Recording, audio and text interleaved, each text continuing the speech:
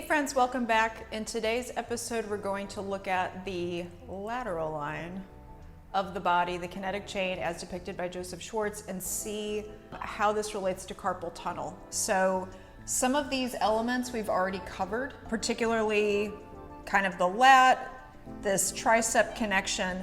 The main thing that this is tying into is the relationship into the pinky. So we're looking at a little bit more of this abduction, adduction, and supination relationship into the line. So I'm not going to double back in terms of our tissue release and stretches over things that we've already done. I'm going to hone in on some of the things that we haven't looked at in the previous episodes. One of the main things that we have not covered in the span of this video series, those of you who may have watched any of my other videos know I have a slight obsession with the calves and how little we tend to take notice of them and how important they are for everything up the chain. So I have a massager here. We're going to look at the different pieces of the calves, and this kind of spans all of the other lines, the anterior and the posterior kinetic chain as well, because we really haven't looked at these at all, hardly at all. I like this massager for releasing the calves. In one of the earlier videos in the posterior chain, so 2 videos ago, we looked at foam rolling the calves. This one's nice. It's got like this attachment that's a little bit squishy. So if I wanted to get into the calves on the shin, of which this is part of these lines, it's a really convenient way to do so, as well as I can go over the bones of the top of the foot where there isn't a lot of flesh and get some good work there. What we're going to use in this particular case is this pointy guy, because I love to use it to dig into the line of the peroneals on the side. So if you ever feel like you're kind of limpy on one foot or you drag one foot, the last series that we did was on plantar fasciitis. There's a big plantar fasciitis connection to this line. So being able to dig in there, and then also the hook of the fibula right there, this provides a really great way to notch into that. We also wouldn't want to forget digging in between the gastrocnemius, so kind of those 2 parts in the back here, which is what we think of whenever we think of the calf muscle. So I can go down, I could spend 10 minutes doing this just on one leg, but for the case of this video, I'll switch sides. This is also another thing that I really like using on the ITband, especially if foam rolling the ITband is too intense. I'll still post a link to a previous foam rolling of the ITband that I've recorded. It's also very convenient to get into, I'd probably do this again with this guy, but looking at the gluteus medius, which is a part of this lateral line. So this muscle is really important for the stance phase of gait when you're balancing on one leg. I call it the love handle area. So this can be really effective on that. Another thing that I like for both the gluteus medius and the ITband is using a cupping set, which I mentioned in the previous episode. I'll link to that at the base of this. Another aspect of this line, as I mentioned in the beginning, is this tricep connection. You can foam roll that. I did that in the posterior chain episode. That's another really great one. It's gnarly to get in there with a cupping set and kind of drag with some oil. You could use jojoba oil or coconut oil to drag along the tricep line. The other thing that we're going to get into today in terms of tissue release is looking at this lateral aspect of the lats and then how they connect up into the armpit of the serratus and getting some release there. One other great thing that I forgot to mention about the massager that falls into this lateral line is the outer hamstring muscle, which is what connects into that fibular head, the bone on the side of the calf. What's great about this particular pointy attachment though is I can really dig and sort of separate that hamstring, thinking like the back of the ITband from the rest of the hamstrings. Another one with that other attachment is if you have your arm overhead, you can simultaneously rub your tricep and the lat, which we're about to go for with the foam roller, and even do that in a side bend. So just a couple of other options with that. Getting into the sides of the lats, you kind of just even want to be not necessarily right on the ribs, but just behind them, and then finding a tender spot and just relaxing on that tender spot. Another place that you can get into is, I'm not going to demonstrate that on the other side, We're gonna go for the armpit where there's a bunch of muscles that conjoin right there. You'll know it when you're on it. You can just relax like so. You can kind of roll forwards and backwards on it. You can also, and this is when you'll really know you're on it, is go front to back like this. I can also extend my arm, just creates a longer lever. Pronate and supinate, and I can make little circles as well. Okay, we'll do that to the other side.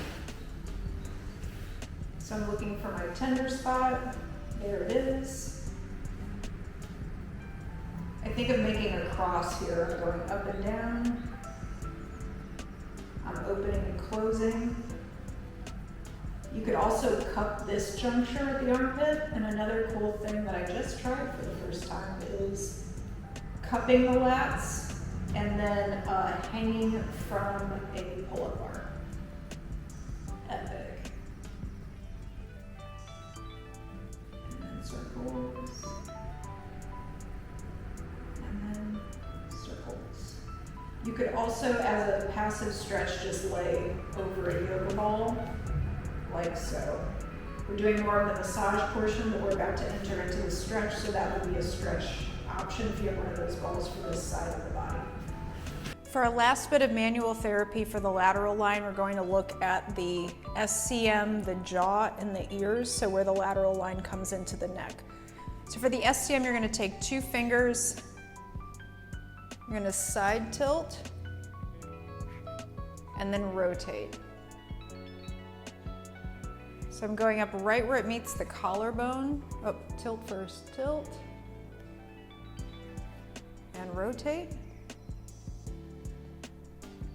One more each way. I guess I'm reversing the order.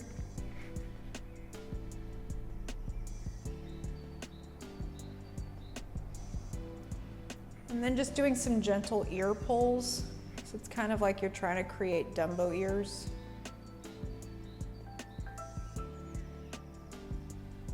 I honestly can't get enough of this, so feel free to stick around and do it more. And then we'll go, I call it like pulling your chinny chin chin. And then gliding along the ridge, going underneath the jawline. So I'm going like that. And then even kind of doing what I call the Home Alone face. I could take the heels of my hands and pull. Okay. So that was the head and neck. Now we're going to start our stretches. You can put your leg up on a surface, make sure the foot stays flexed and pulled back. You're going to twist, lean forward and twist. This is why I like having something to hold on to. So I'm going to take 2 more breaths there. So I'm doing 3 full breaths. As usual, feel free to do more.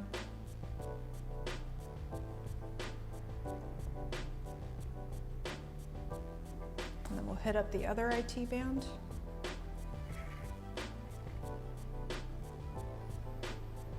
I'm also kind of pushing my hip downwards like this to level off my pelvis, because that intensifies the stretch.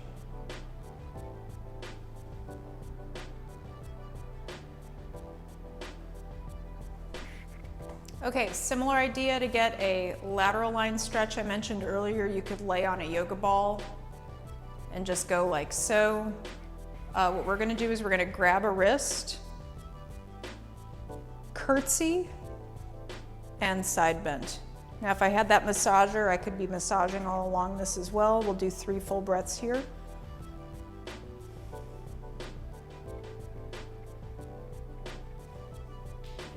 And then I go other arm tractions, active side that I'm stretching curtsies behind.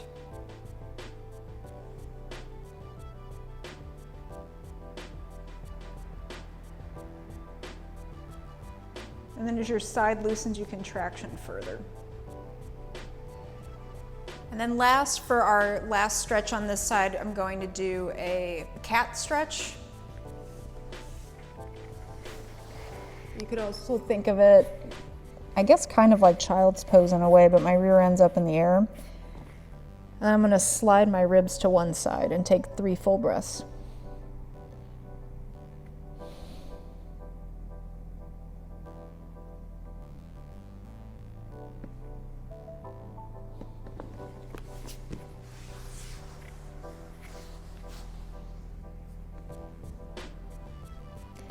The cue that I give clients with this is that you're trying to really inhale into whichever lung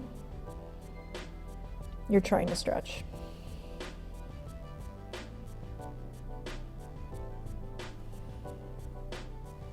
And now we're going to get into our activation portion of the lateral line. Again, we're going to have workouts at the end of this series, intermediate and beginning. So right now we're just trying to activate those muscles now that we've loosened them up.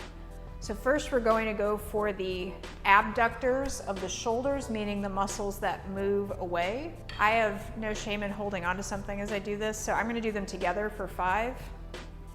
You want to make sure that you're not twisting and the leg is coming forward. You want straight out to the side. I'm just going to do 5. If this is too much coordination, you could do opposite side. That may be more coordination, but it would be easier to balance. Or separate it.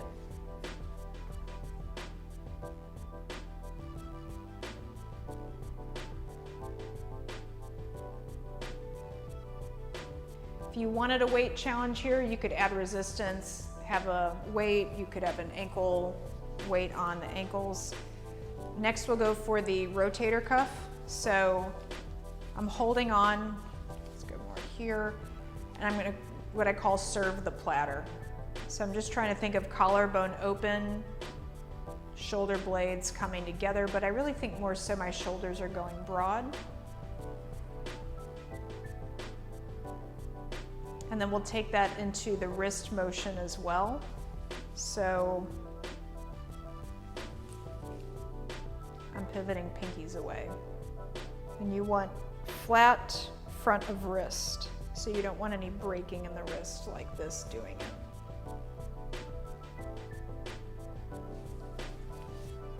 And then here.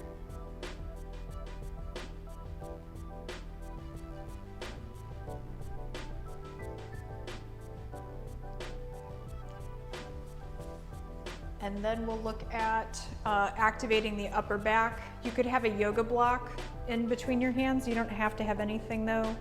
And I'm just pressing backwards with my hands and trying not to splay my ribs.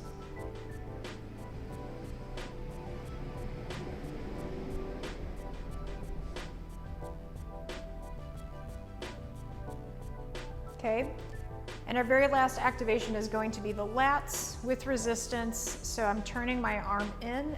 It's not a big motion, and I'm just pulling my arm to my side. Trying to keep the elbow straight.